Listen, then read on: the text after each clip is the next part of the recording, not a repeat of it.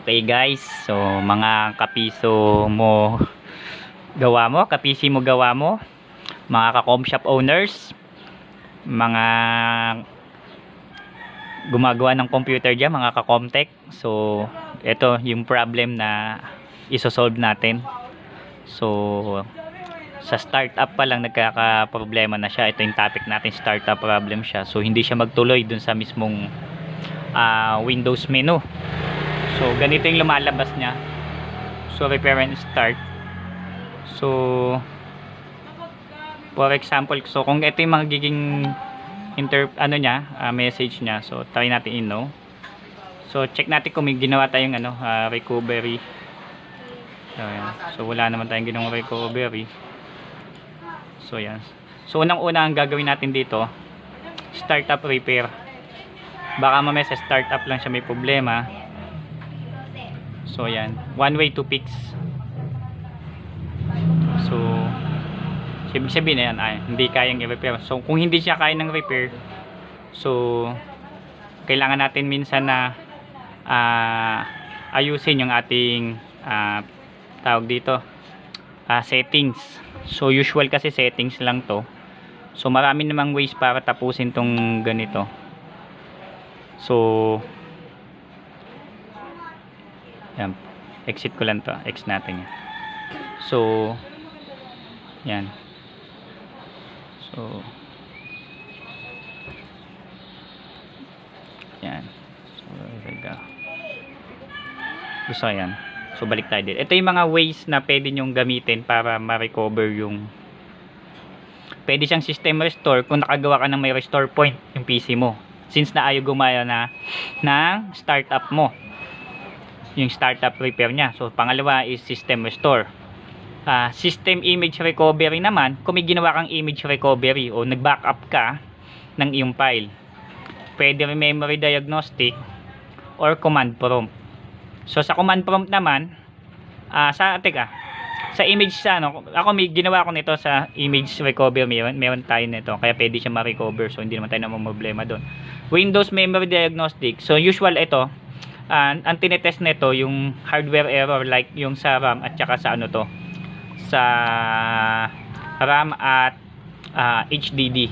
Tapos sa command prompt naman, pwede mo rin siyang i-troubleshoot through command prompt. So dapat familiarize ka sa mga command na ginagamit sa kanya para siya ma-repair. Usual yung ang problema niyan yung mga boot. Pero since na nagbo-boot naman siya, so mismong parang yung sa OS na settings yung problema.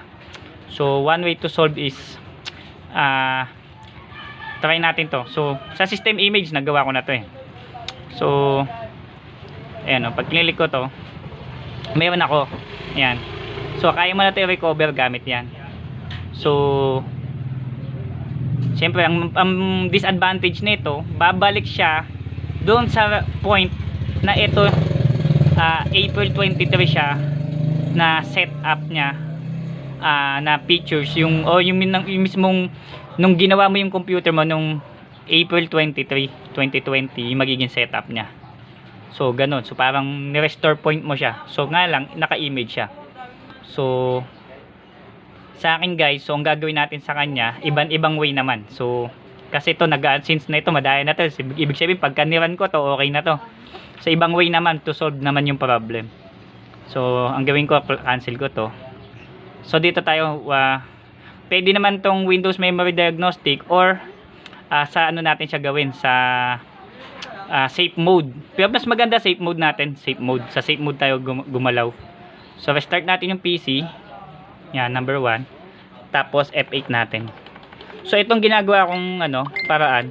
Wala ito do sa list na na ginagamit natin. Yan. Wala siya. Yan, naglano siya. Ayan.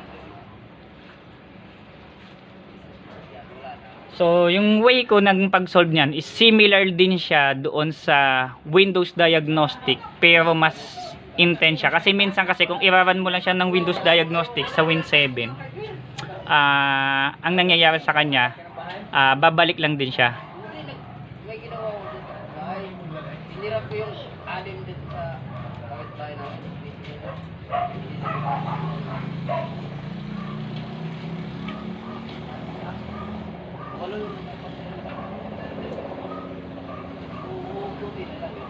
Ba ayaw niya.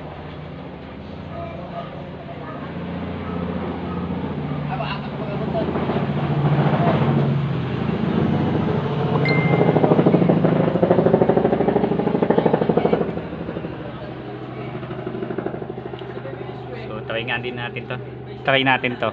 Kung ayaw niya doon, subukan natin tong ano naman, system image. So yung nga lang babalik sa ano to eh.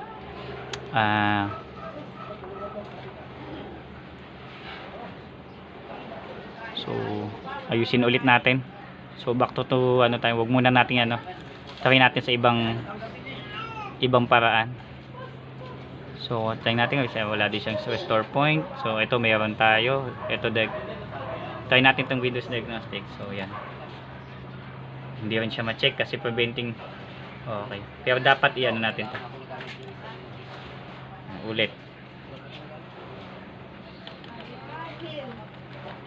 Wala pa akong nagamit. F8, press natin F8. Yan nga. Yan.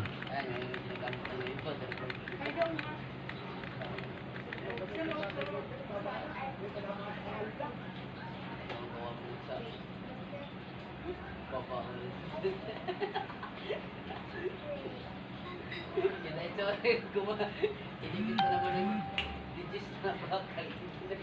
Hindi gulong yun. So ganun pa rin. So hindi siya gumagana sa F8. So hindi natin siya so cancel natin. So balik tayo sa settings. So ano naman tayo, F2 delete naman. Check natin sa boot yung problema. So okay, tama naman yung date. Tapos check natin kung detected yung hard drive. So okay naman. So, punta tayo sa yung boot manager. So tama naman yung boot manager natin. Tapos save natin. Yan. Kung si Sir man lang, basta sa ulit pa kita, di ba?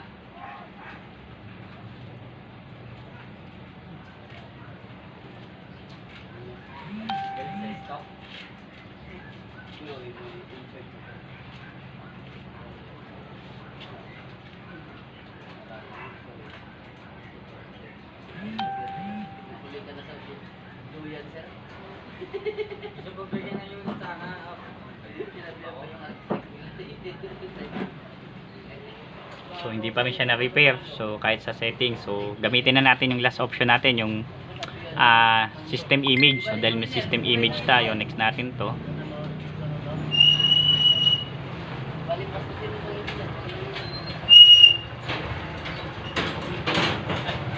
Usual yung ganito kasi ang nagko-cost nito yung may ano siya, corrupted o minsan yung system error ng ng mismong OS. So prepare natin. Okay. Next natin. Ayan. So ito yung system image. So next natin 'yan. So meron naman tayong tapos next lang din natin 'yan. Ito na may nakagawa tayo. Tapos finish natin. Yung nga lang babalik siya sa may April 23 na setup.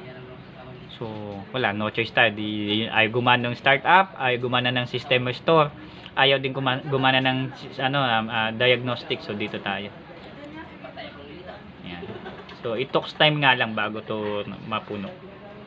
So antayin natin. So hopefully sana ma-resolve.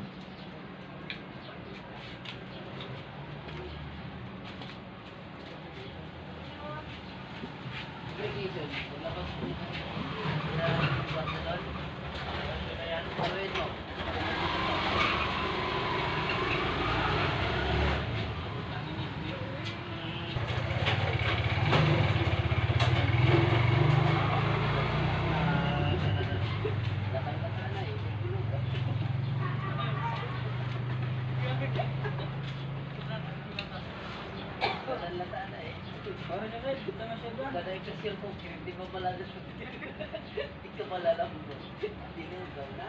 Wala pala siya. Ano daw?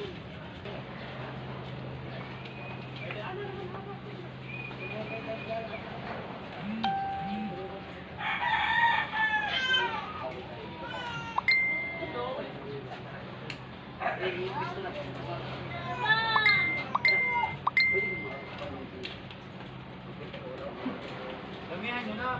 Bumaba. Buwasan ako ng dalawa.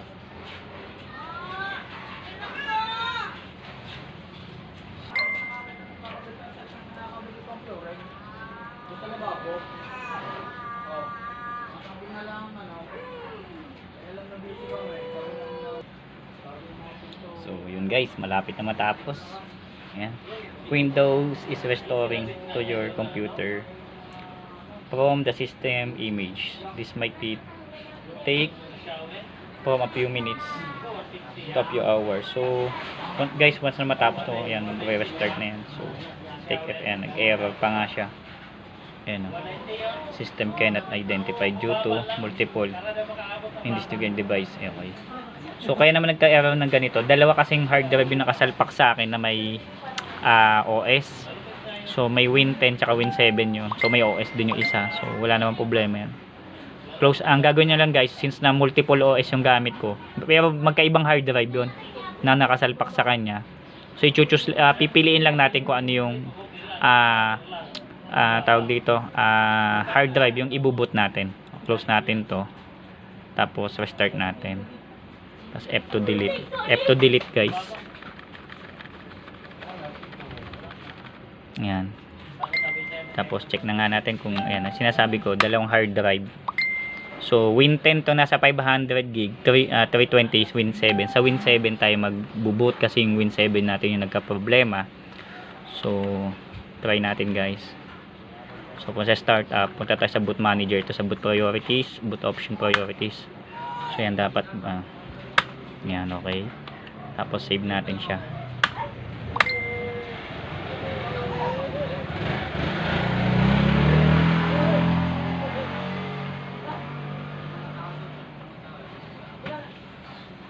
So yan. So to make sure na ano natin, so normal lang natin. Yan.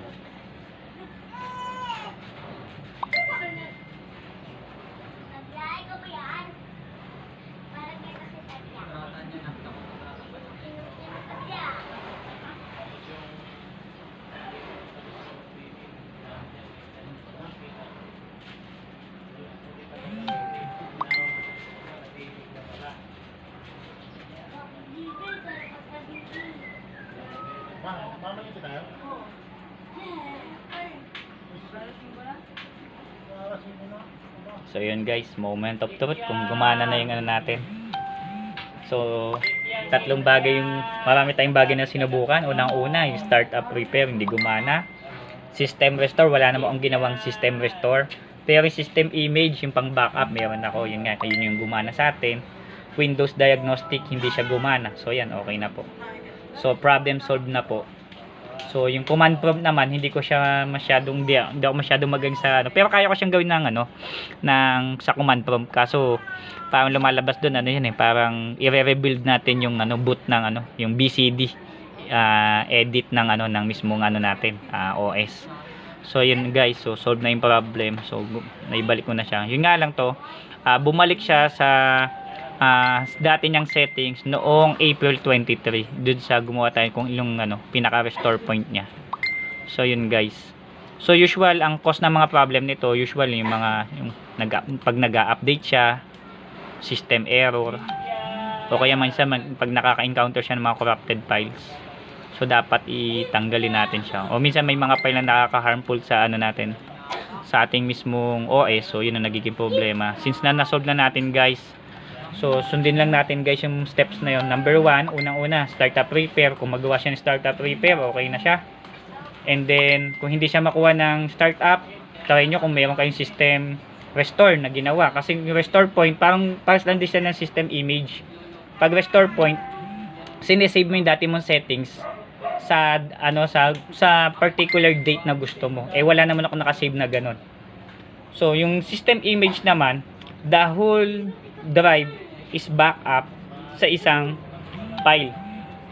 So ibig sabihin, i-call niya yung dati mong backup if ever na magka-problema yung dati mo, yung current na ginagamit mo. And then third is Windows Diagnostic. So ibig sabihin sa Windows Diagnostic naman, tinetest naman niya yung hardware mo kung yun yung cause ng problem like RAM and HDD. So mas maganda siya gagawin kung safe mode. So at least ma-resolve siya. Panglima is yung ano na natin, CMD. So do sa command prompt natin, i-rebuild natin yung BCD o aayusin natin yung settings ng ating OS through command prompt. So may mga tutorial din po tayong gagawin sa susunod na ganun. So since na-solve naman natin yung ating problem, gamit yung pangatlong solution natin, yung system image. So okay na po. So solve na. So don't forget to subscribe, hit the bell button. Kung may mga comment, pa-comment na lang din po.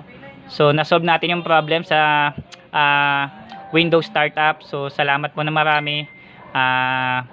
Shout out na lang sa mga ka-com shop dyan na walang ginagawa ngayon kundi mag-vlog din. So keep up the good work. So salamat sa inyo. Thank you. PC mo gawa mo. Thank you.